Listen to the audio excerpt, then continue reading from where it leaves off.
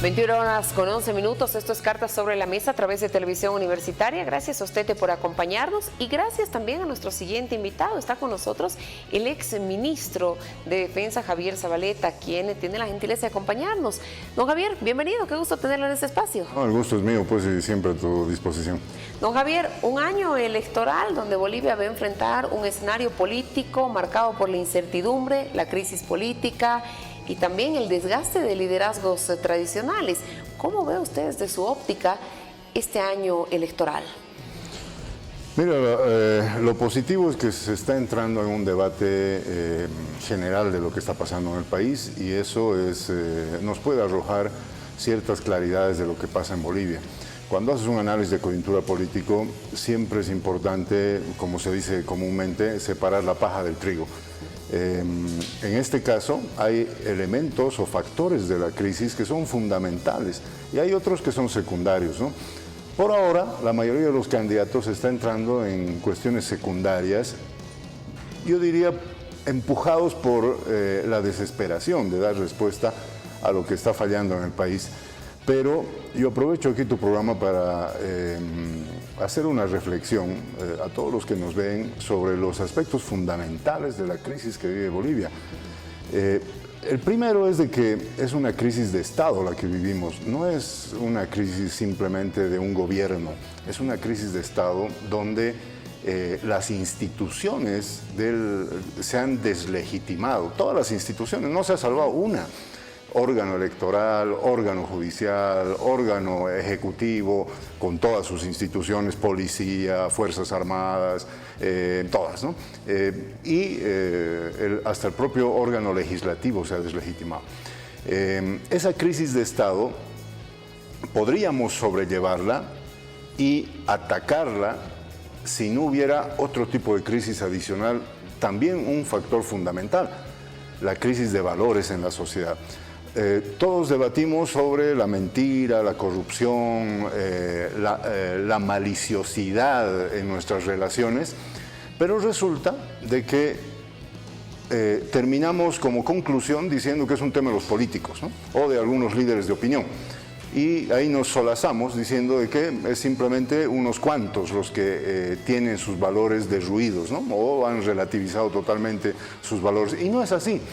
Es una sociedad que de forma voluntaria, pero además sistemática, ha decidido relativizar sus valores y ha decidido no conformar un cuerpo de valores éticos, morales mínimo que nos permita superarnos como sociedad.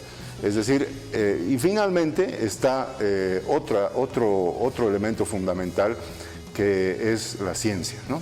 Es decir, el mundo está entrando en un nuevo momento, producto de la ciencia y la tecnología, que va a cambiar todo lo que conocemos hoy, y no en 30, 40, 50 años, como algunos dicen, no, en los próximos 10 años vamos a vivir otro momento, otra era. Se le llama Cuarta Revolución Industrial, tiene varios nombres ahora porque todavía se lo está analizando, está yendo muy rápido. Tiene que ver con la inteligencia artificial, tiene que ver con la computación cuántica, etc. Y eso te va a cambiar a la sociedad, ya la está cambiando, pero la va a cambiar mucho más y va a cambiar cuestiones importantes de cómo administrábamos la sociedad, como por ejemplo el trabajo, como por ejemplo la producción, como por ejemplo la biología, la física, la química, etc. Entonces, si esos elementos fundamentales no los... y el último es el tema geopolítico, ¿no? Se ha iniciado ya en el mundo la Segunda Guerra Fría y esta Guerra Fría ya nos costó mucho. La Primera Guerra Fría en Bolivia, el Plan Cóndor, las intervenciones de los gobiernos militares, las dictaduras, asesinatos, matanzas, desapariciones, torturas. Nos costó mucho a Bolivia la Primera Guerra Fría. Esta Segunda Guerra Fría nos va a costar también si es que Bolivia no administra este tema de forma inteligente. En ese marco que hace usted de ese análisis, de esa crisis, digámoslo así, global, que parte desde el Estado, pasando por muchas instituciones, ¿quién va a poder salvar Bolivia, si vale el término? Algunos exministros, compañeros suyos en el gabinete de aquel entonces Evo Morales, como la señora Teresa Morales, aseguran que es Evo Morales quien va a salvar el país. ¿Coincide usted con esa lectura? Bueno, para que enfrentemos de forma mínimamente viable la resolución de estas crisis, se necesita liderazgo y se necesita legitimidad, ¿no? Es decir, que el próximo presidente tenga una votación suficiente que le permita plantar cara a todo esto. ¿Ese es Evo Morales? El único que ahorita en todas las encuestas aparece en primero o segundo lugar es Evo Morales, ¿no? El único. Pero no va a ser suficiente y eso también nosotros tenemos que comenzar a mentalizarnos. No va a ser suficiente porque todo lo que te he mencionado hace un momento requiere de medidas estructurales, ¿no? O sea, modificaciones de leyes de la propia Constitución. Modificación del propio modelo de Estado que planteó el movimiento al socialismo. ¿Evo Morales debe cambiar su modelo económico? Todo hay que cambiar, ¿no? Porque como te digo, es una nueva era que estamos viviendo en Bolivia y el mundo, y si no lo hacemos, vamos a colapsar en poco tiempo. Eso no es que vamos a seguir viviendo con un modelo medio mal, no, vamos a colapsar. ¿Y qué responsabilidad tiene Evo Morales a propósito de la crisis económica que hoy vive el país? ¿Tiene alguna responsabilidad? Sí, pero ello, la verdad, como se ha transformado tanto el país y el mundo, no es relevante de hablar de las responsabilidades en este momento, sino más bien, ¿por qué? Porque nos perdemos cada vez, ¿no? Que tú tienes la culpa, que no tienes la culpa tú, que tú, estamos en eso. Y nadie se anima a plantear cuáles podrían ser las soluciones. Y aquí complemento la anterior respuesta que te estaba dando. Lo que se necesita no solamente es un liderazgo, un presidente con mucho liderazgo, con mucha legitimidad, es decir, con gran votación, sino también se necesita un acuerdo nacional. Izquierdas, derechas, partidos, organizaciones sociales. Claro, es por la patria, ¿no? Pero es un acuerdo donde entren varios actores y todos esos actores tienen que asumir, eso sí, su responsabilidad con lo que vienen adelante, porque salir de esta crisis no va a ser fácil, vamos a pagar una factura y si queremos decir nuevamente, no, el gobierno próximo es el que va a pagar la factura, no va a funcionar, ¿no? Ahora, en ese marco, la habilitación de Evo Morales está muy cuestionada por varios sectores y tendrá el Tribunal Supremo Electoral la última palabra para definir si está o no habilitado, si puede estar en carrera electoral. ¿Qué pasa si Evo Morales no es habilitado? ¿Quién podría unificar esas ideas? ¿Puede ser un Andrónico Rodríguez? Mira, esta crisis de Estado que yo te decía hace un momento no ha tocado fondo.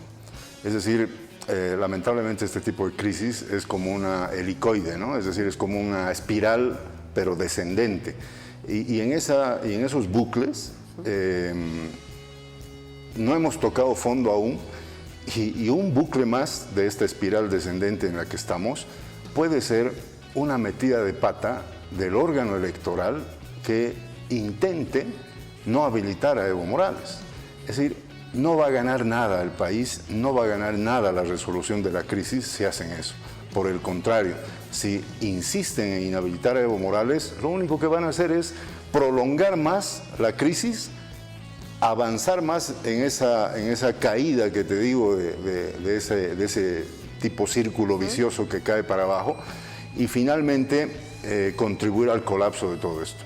Es decir, vamos a terminar colapsando porque ¿cómo al principal candidato lo vas a querer inhabilitar de la contienda? Es decir, no puedes dejar, no es una persona, es un conjunto de millones de personas que creen en esa persona. Y querer por decreto decir, no, este tipo no va a participar en las elecciones es una ingenuidad primero y segundo, una contribución a la crisis de Estado que estamos viviendo, donde se va a terminar de desmoronar el órgano electoral y sin un órgano electoral sólido, como que ahorita ya está tambaleando, imagínate lo que va a pasar si se animan a inhabilitarlo, ¿qué nos queda? O sea, el impacto en la democracia va a ser terrible en esos días. Evo Morales ha llamado en las últimas horas a un congreso para hablar de la refundación, ya no del movimiento al socialismo, sino de lo que él llama el instrumento por la soberanía de los pueblos. ¿Va a participar usted en este congreso? Sí, sí. ¿Qué propuestas va a llevar? Esto que te digo, ¿no? El objetivo es, por un lado, que es, digamos, lo administrativo, configurar cómo va a ser este nuevo partido, ¿no? Este nuevo partido tiene que ser reflejo del nuevo momento que vive Bolivia y el mundo. No puede ser un partido tradicional, ¿no? Y en este sentido, ¿el MAS tendrá la capacidad de renovarse también? Porque son 20 años de una misma propuesta. ¿Tendrá esa capacidad de renovarse y de renovar también en las alternativas que tiene con un binomio que acompañe esa renovación? Lo que pasa es que hay que ponernos de acuerdo qué significa renovación, ¿no? Yo te doy dos ejemplos de conceptos fallidos de renovación. Uno es Luis Arce. Luis Arce llegó al gobierno con renovación, ¿no? Ese era pese a que él no era nada renovado, ¿no? Él venía de ser ministro no sé cuántos años, etcétera, pero quiso hacer eso, pues, ¿no? Quiso llamarle a su proyecto un proyecto de renovación. ¿Ha renovado algo la política boliviana del señor Luis Arce? En absoluto, no ha renovado nada, ni en temas técnicos de administración pública, ni en temas filosóficos o ideológicos, y mucho menos en temas políticos. Ha demostrado ser lo peor de la crisis que estamos viviendo. Y el otro ejemplo que te doy es Eva Copa. Eva Copa, su proyecto se llamaba Renueva, ¿no? Ahí estaba este señor, ¿te acuerdas que era viceministro, si no me equivoco, apellidaba Bovarín, Hugo Moldis y no sé quién más, y resulta que ellos le nombran a todo eso renovación, y la pregunta es igual, ¿el Alto ha mostrado algún signo de renovación administrativa, técnica, como te decía, filosófica, ideológica o finalmente política? No, no ha habido ningún tipo de renovación. Entonces, si manejas ligeramente el término renovación, o piensas que es solamente una cara nueva o un traje nuevo, claro, se puede hacer ese tipo de renovación, pero aquí la renovación significa en ideas que te permitan traducir las aspiraciones y las demandas, las inquietudes y las esperanzas de la población de hoy, que es diferente a la población de hace 10 años o 20 años, en un proyecto político que sea viable y además sea efectivo, ¿no? Esa es la renovación, básicamente. Señor Zabaleta, para ir cerrando la entrevista, porque el tiempo en definitiva nos ha quedado muy corto, ¿qué le dice usted a los dirigentes del Frente para la Victoria, quienes en esta mesa de trabajo, hace algunas semanas atrás, manifestaron de que existe la necesidad de que los exministros que acompañaron a Evo Morales se alejen de este nuevo proyecto político? ¿Qué le responde usted? Que ese no es el tema de fondo, ¿no? O sea, bueno, ellos también no son muy ávidos en política, ¿no? No por nada ese frente, ese partido no ha cosechado, digamos, ningún logro, ¿no? Político, quiero decir. Entonces, seguramente tienen deficiencias políticas, ideológicas, y creen que el principal problema es ese, ¿no? Vamos a gobernar, pero que no venga ni Perico, ni Sancho, ni Martín. Y listo, con eso hemos resuelto el tema de la política boliviana, la crisis que te estoy comentando, todo eso. Entonces, en algún momento, cuando alcancen cierto tipo de madurez política estos compañeros, se van a dar cuenta que esos son temas secundarios, los temas fundamentales son otros. Pero costará hacerles entender esto cuando van a ser sus aliados. Lo bueno de la política es que cuando uno no entiende algo en política, es la fuerza de la política misma que te hace entender las cosas. Así a la buena o a la mala, como se dice. Así es, así que lo van a terminar entendiendo tarde o temprano, seguramente con más, como tú dices, con más dolor que satisfacción, lo van a terminar entendiendo, ¿no? Señor Zabaleta, quiero agradecerle por este tiempo dedicado a Cartas sobre la Mesa. Es un placer tenerlo aquí, lo estaremos convocando. Muchísimas gracias. No, gracias a ti por la invitación y siempre a tu disposición, pues. Con esto nosotros cerramos nuestro programa y